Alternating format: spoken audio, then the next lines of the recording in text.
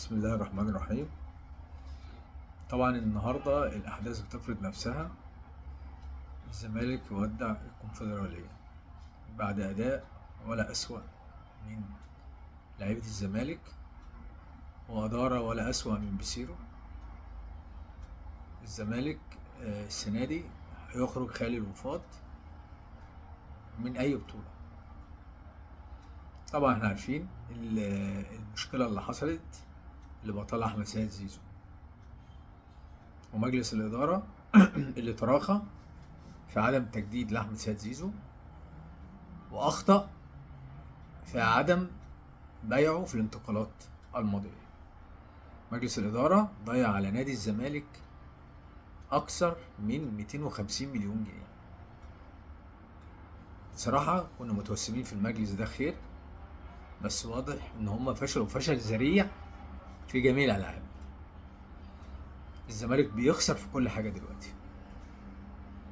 فرقة كرة القدم اتدمرت. اتدمرت ليه؟ عشان كل واحد بيتكلم على منصب، والألعاب برضو الجمعيات التانية كل واحد بيتكلم على منصب. يعني استاذ نيره الاحمر مشرفه على العاب الصالات هي والاستاذ رامي نصور. طب انتوا يعني بأمارة ايه يعني؟ طب ما كان في ناس مشرفين قبل كده في اليد وفي الطايره وكانوا بيحققوا نتائج كويسه. انت في الاخر انت عضو مجلس اداره، وعضو مجلس اداره مفيش اي قرار هيتخذ، حد هيتخذه الا من خلالكم. انما هي احنا بنوزع التورته ولا ايه؟ ما انا عضو في نادي الزمالك، لو كنت رشحت نفسي بقى وانا عديم الخبره ونجحت اروح اشرف على اي لعبه من الالعاب؟ ليه يعني؟ بأمارة ايه؟ ده كل 4 سنين اصلا، 4 سنين وهتمشوا. ولو عندكم دم تمشوا من دلوقتي، لان انتوا كل الملفات اللي اشتغلتوا عليها للاسف فشلتوا فشل ذريع. اولا استخدام لعيبه، هو مفيش غير عبد الله السعيد وناصر ماهر ده ساعه تروح وساعه تيجي، واحمد حمدي القصر. انت جايب اكتر من 12 لعيب. فرطت ان انت تتعاقد مع بن شرقي، وانت ما عندكش غير مصطفى شلبي وزيزو، 2 جناحين. المفروض الفرقه يبقى فيها 2 شمال و2 رايت، انما انت للاسف فرطت في التعاقد مع بن شرقي، وبعدين ما عرفتش تحسم ملف احمد سيد زيزو للاسف. للاسف يعني الزمالك مستباح، مستباح من زمان على فكره، بس انتوا معاكوا اكتر شويه. يعني احنا عارفين المنافس بيحاول يدمر نادي الزمالك. بيدمره ازاي بقى؟ بيدمره طبعا ان هو اي لعيب عندك بيبقى كويس هو بيحط عينه عليه، وهو طبعا عنده الامكانيات الماديه من خلال رجال الاعمال، خلال الاعلانات، خلال عقود الرعايه، خلال المساهمات، الفلوس اللي بتيجي من بره وبتيجي من جوه. طبعا احنا عارفين مش عايزين نذكر اسماء. فانت المقارنه بينك وبينه ماديا لا شيء، انت صفر. انت لو اشتغلت على الملف ده عرفت تجيب فلوس للنادي، لا انت بتتسول، بتتسول من رجال الاعمال، بتتسول من رجال الاعمال. رقم واحد دي. تاني حاجه ما عندكش حته ان انت تعرف تتفوق كويس، للاسف معدومه. معدومه يعني انت المفروض تجيب ناس مؤهله عندها قدره انها تتفاوض مع لعيبه كويس. وطبعا انا مش عايز اعيد عليكم من ايام مؤمن زكريا، على كهربا، على بن شرقي، على احمد رضا، على الكلام ده كله. حتى محمد الشريف الوقت الاهلي مش عايزه، بس بيروح يفاوضه علشان يقطع عليك السكه. انت لو دخلت في لعيب في مركز شباب الاهلي هيروح ياخده منك، عشان الاهلي عايز يضيفك. دي الحقيقه، الحقيقه المجرده. انت بقى بتعمل ايه علشان ما توصلش للمرحله دي؟ انت لازم يكون عندك حلول. انا مش شايف عندكم حلول في اي حاجه. الحلول الوحيده اللي انتوا بتعملوها ان انتوا ايه؟ بتتسولوا لاستاذ ممدوح عباس اللي بيتحكم في النادي، اللي بيتحكم في النادي بفلوسه. انما الزمالك ده مؤسسه، ومؤسسه كبيره، المفروض يبقى عندها القدره على ايجاد موارد للنادي، عندها القدره على التفاوض مع اللعيبه، عندها القدره على حسم الملفات. انت دلوقتي الموسم قرب يخلص وعندك كام لعيب مش عارف ما وقعتش غير مع عمر جابر. الونش ما وقعتش معاه، حتى الونش اللي قعد 3 سنين عمالين نعالجه وراح مضى للاهلي. آه الاداره طبعا مسؤوله لان انت اتاخرت في التفاوض معاه.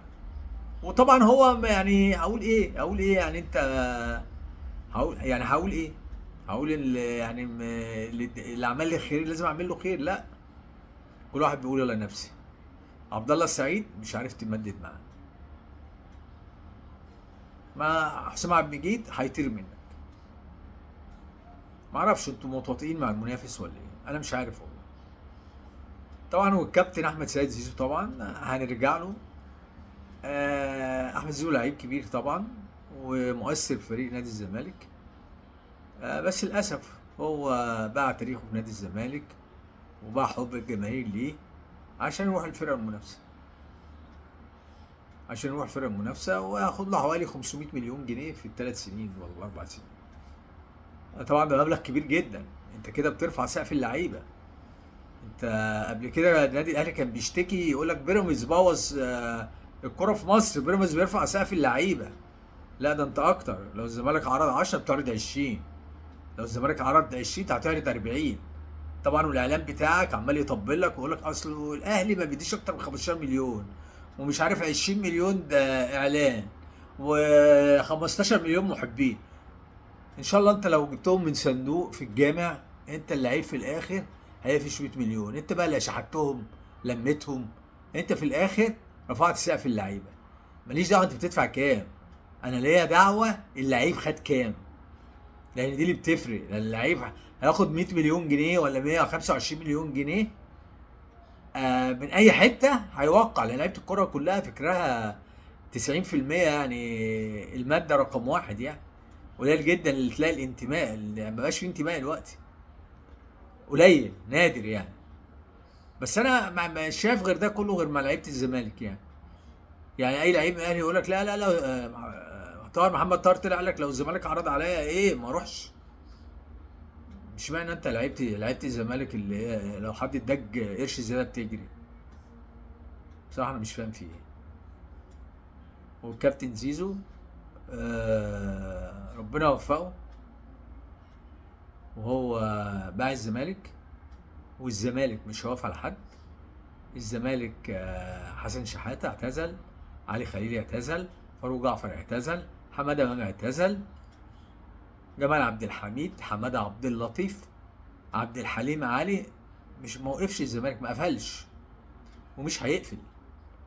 مش هيقفل عشان جمهوره وراه، لان جمهوره هو رقم واحد في المنظومه بتاعت نادي الزمالك، وهو الوحيد اللي بيساند وعنده انتماء. يعني اللي تراهن على جمهور الزمالك هو اللي عامل حاله في نادي الزمالك. لولا جمهور الزمالك كان الزمالك دلوقتي زمانه مع الترسانه والمقاولين والكلام ده كله. اتقوا الله يا مجلس اداره لبيب،